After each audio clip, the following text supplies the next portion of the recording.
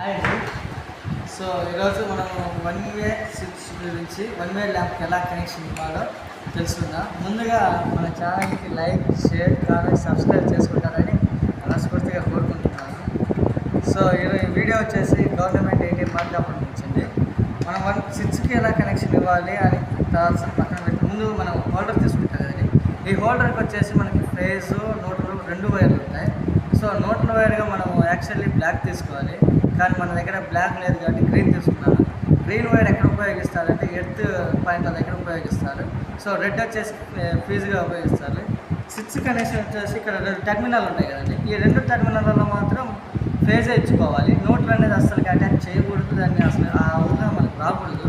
So మనం రెండు కూడా ఫేజే పెట్టుకోవాలి. న్యూట్రల్ పెడితే మాత్రం అసలు సెట్ అవుతుంది. మన కనెక్షన్ ఎలా ఇవ్వాలి చూపిస్తాను ముందు మీకు. సో ఈ ఫేజ్ వైర్ ఉంది కదండి, ఈ ఫేజ్ వైర్ ఇక్కడ టెర్మినల్ ఉంది కదా, ఈ టెర్మినల్కి నేను కనెక్షన్ ఇస్తున్నాను.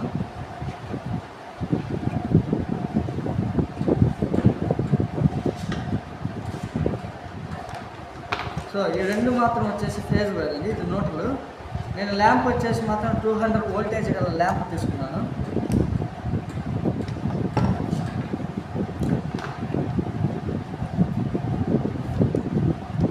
ఫేజ్ అండి, ఇది న్యూట్రల్. సో మీకు ల్యాంప్ వెలిగింది కదండి, ఇక్కడ మనం స్విచ్ ఆఫ్ చేస్తే అయిపోద్ది. దీన్నే వన్ ల్యాంప్ స్విచ్గా మనం చూసుకుంటాం. ల్యాంప్ వన్ వే స్విచ్గా మనం చూసుకోవచ్చు దీన్ని. సో నేను స్విచ్ చేస్తే చూడండి, వన్ వే ల్యాంప్కి సంబంధించిన స్విచ్ కనెక్షన్ ఇది.